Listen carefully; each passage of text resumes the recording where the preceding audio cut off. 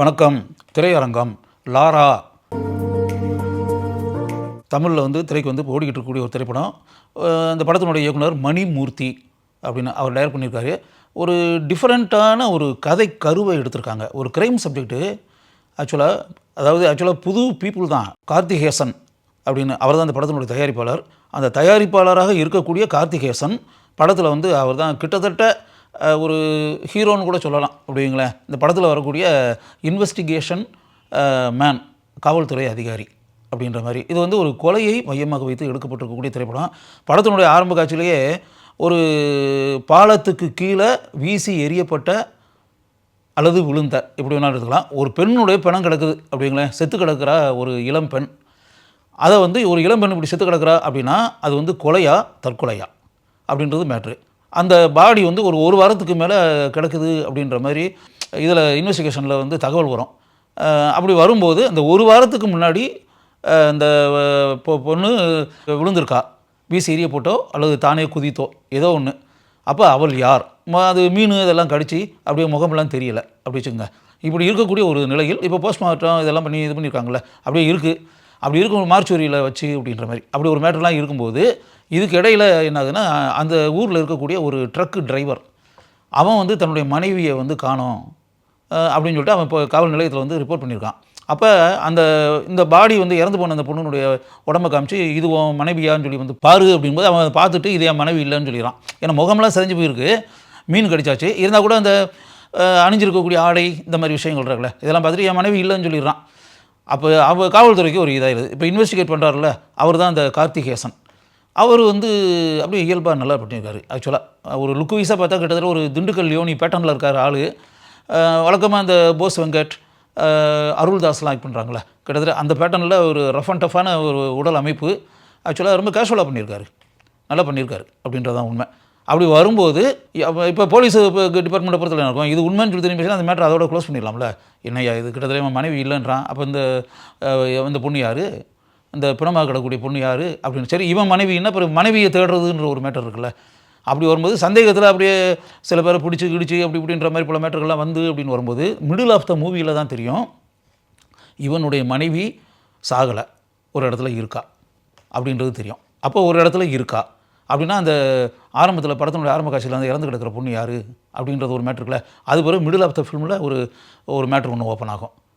ஒரு இளம் பெண், ஒரு இளைஞன், ரெண்டு பேரும் காதலிச்சு அப்படி இப்படின்னு வரும்போது அவளுக்கு கொஞ்சம் மூச்சு விடுறது, இந்த மாதிரி சில மேட்டர்களில் கொஞ்சம் பிரச்சனைகள் அப்படி இப்படின்ற மாதிரி ஆகி அந்த காதலிச்சுக்கிட்டு இருக்கக்கூடிய ஒரு சூழலில் ஒரு ஸ்டேஜில் அந்த பொண்ணு இவன் கையில் அப்படியே அணைச்சிக்கிட்டு இருக்கிற டைமில் அவள் இறந்துருவாள். அப்போ என்னென்னா இவன் ஒன்றும் அது கொல்லலை, பட் இருந்தாலும் இவன் கையில் வச்சுக்கிட்டு இருக்கும்போது அவள் இறந்து அப்படிங்கும்போது இந்த மரணத்தில் ஏதோ ஒரு நமக்கும் ஒரு பங்கு இருக்குன்ற மாதிரி அவன் மனசுக்குள்ளே பதட்டம் அடைஞ்சு அப்படி இப்படின்னு வரும்போது அவன் ஒரு எம்எல்ஏவனுடைய மகன். இதை அவங்க அப்பாட்ட போய் சொல்லி அப்படின்னா அவங்க அப்பா இதை கொண்டு போய் அந்த இளம்பெண்ணுடைய இளம்பெண்ணை தூக்கிட்டு போய் அதாவது அந்த இளம்பெண்ணை தூக்கிட்டு போய் அப்படியே அந்த பாலத்தில் போட்டுருவார் அப்படி வச்சுக்கோங்க. அதான் அந்த ஆரம்பத்தில் கீழே கிடக்கிறது. இதை அந்த ட்ரக் டிரைவருடைய மனைவி காணாமல் போயின்னு இருக்குல்ல, அவள் பார்த்துருப்பா. ஏதாச்சும் அந்த வீசி எரியப்பட்டு இருக்கும்போது அவள் மறைஞ்சு ஒரு இடத்துல பதுங்கி இருக்கும்போது பார்த்துருப்பா. இது ஒரு விஷயம். இப்போ என்ன ஆகுதுன்னா காவல்துறைக்கு இந்த மேட்ரு வருது. இதெல்லாம் கண்டுபிடிச்சி அப்படி இப்படிலாம் வரும்போது இப்போ இந்த இளைஞனுடைய அப்பா எம்எல்ஏவாக இருக்கிறவர் அவங்க மேலே தான் நடவடிக்கை எடுக்கணும். ஏன்னா அவர் தானே ஊற்றி கொண்டு போய் இரவு நேரத்தை கொண்டு போய் பாலத்தில் போட்டிருக்காரு. அப்படி வரும்போது அவர் சொல்லுவார், சார் நீங்கள் அதெல்லாம் ரைட்டு, நீங்கள் எம்எல்ஏவாக இருக்கலாம், அரசியல்வாதியாக இருக்கலாம், அதுக்காக எப்படி சார், நான் சட்டம்னு ஒன்று இருக்குல்ல சார், அதுதான் நான் பண்ண முடியும் அப்படின்ற மாதிரி சொல்லிட்டு அந்த கார்த்திகேசன் இவங்களை நடவடிக்கை எடுப்பார் அப்படி இப்படின்ற மாதிரி போய்ட்டு அப்படிலாம் நடவடிக்கை பண்ணிக்கலாம் ஒன்றும் எடுக்கலை. இவர் என்ன பண்ணுறாருன்னா அப்படியே கணக்கு போடுறாரு. அந்த ட்ரக் டிரைவருடைய மனைவின்ற ஒருத்தி இருக்கால, அவளை போய் விசாரித்து பார்க்கும்போது அவன் இந்த ட்ரக் டிரைவர் ஒரு கொடூரமான ஒரு மனிதன். அவன் அப்படியே சிகரெட்டு இந்த மாதிரி விஷயங்கள் எல்லாம் வச்சு உடம்பெல்லாம் சுட்டு அப்படி ஒரு சேடிஸ்ட், அது ஒன்று. அதே மாதிரி மனைவியவே அப்படியே மற்ற ஒரு கவுன்சிலராக இருக்கக்கூடிய ஒரு ஆள் இவங்களுக்கெல்லாம் கூட்டி கொடுத்து மாமா வேலை பார்த்து அப்படின்ற மாதிரி இப்படிப்பட்ட காரியங்கள்லாம் இது பண்ணி அந்த குடும்ப வாழ்க்கையில் எஸ்கேப் ஆகி தப்பிச்சு போனவ தான் அவள். அப்படி இருக்கக்கூடிய ஒரு சூழலில் இனிமேல் அவள் மறுபடியும் அவங்க கூட வாழ்ந்துன்னு சொல்லிட்டு என்ன பிடிச்சி அவன் கையில் ஒப்படைப்பாங்களா காவல்துறையில்? அது எப்படி அந்த மனிதாபிமான எண்ணத்தில் அவங்க என்ன பண்ணுறாங்க, அவள் காணாமல் போனால் அவன் தேடிக்கிட்டு இருக்கான், மனைவியை காணும்னு சொல்லி அவன் தேடிக்கிட்டே இருக்கட்டும், இவளை கொண்டு போய் ஒரு பாதுகாப்பாக கொண்டு போய் இந்த பெண்கள் பாதுகாப்பு இல்லம் அப்படின்றதெல்லாம் ஒன்று இருக்குல்ல, அங்கே கொண்டு போய் இவங்க சேர்த்துருவாங்க. ஏமா நீ வந்து காணாமல் போனான்னு இருக்குல்ல, காணாமல் போன அளவில் இருக்கட்டும், நீ இப்போ உயிரோடு இருக்கன்றது இருக்குது தெரிய வேண்டாம். அவங்கள பொறுத்தளவில் இவங்க கேஸ் எப்படி ஃபைல் பண்ணிடுவாங்க, அந்த ஆரம்பத்தில் வந்து அந்த தண்ணியில் கீழே குதிச்சு அப்படின்ற கீழே விழுந்து கிடந்த அந்த பணம் இருக்குல்ல, அது வந்து அந்த ட்ரக் டிரைவருடைய பொண்டாட்டி தான்ற மாதிரி வச்சு கேஸை ஃபைல் பண்ணி முடிச்சிருவாங்க. முடிச்சாச்சு. இப்போ இருக்கும்போது தான் அவள் உயிரோடு தான் இருக்கா, ஆனால் அவள் உயிரோடு இருக்கிறது யாருக்கும் தெரிய வேண்டாம். இப்போ அந்த எம்எல்ஏவும் காப்பாற்றின மாதிரி இருக்கும், எம்எல்ஏ மகனையும் காப்பாற்றின மாதிரி இருக்கும். இப்படின்ற மாதிரி இதை வச்சு இதை க்ளோஸ் பண்ணிடுவாங்க.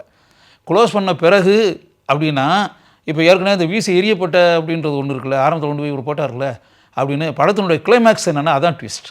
கிளைமேக்ஸில் அந்த பொண்ணு வந்து மயக்கத்தில் தான் கிடப்பா, அவள் இறக்கலை, அவள் அப்படி எந்திரிக்கிறது மாதிரி வச்சு அப்படின்ற மாதிரி அப்படி வச்சு ஒரு ஃபினிஷிங் அவன் அந்த பேட்டர்னில் வச்சு இது நிற்பாங்க. அப்போ இது ஒன்று.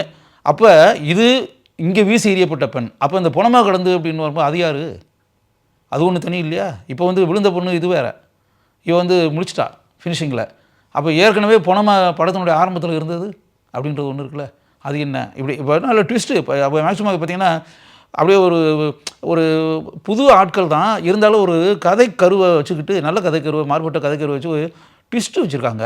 அப்படின்னா என்ன, அது புது ஆட்கள் அப்படின்றதுனால வந்து கொஞ்சம் மேக்கிங்ன்ற ஒரு மேட்டருக்குல அது கொஞ்சம் இம்மெச்சூர்டாக இருக்குது. இந்த ஸ்கிரிப்டை வந்து இன்னும் கொஞ்சம் அருமையாக ஸ்கிரிப்ட் பண்ணி இன்னும் கொஞ்சம் விறுவிறுப்பாக டெம்போவாக பண்ணியிருந்தாங்கன்னா ஒரு நல்ல க்ரைம் மூவியாக இருந்திருக்கும்.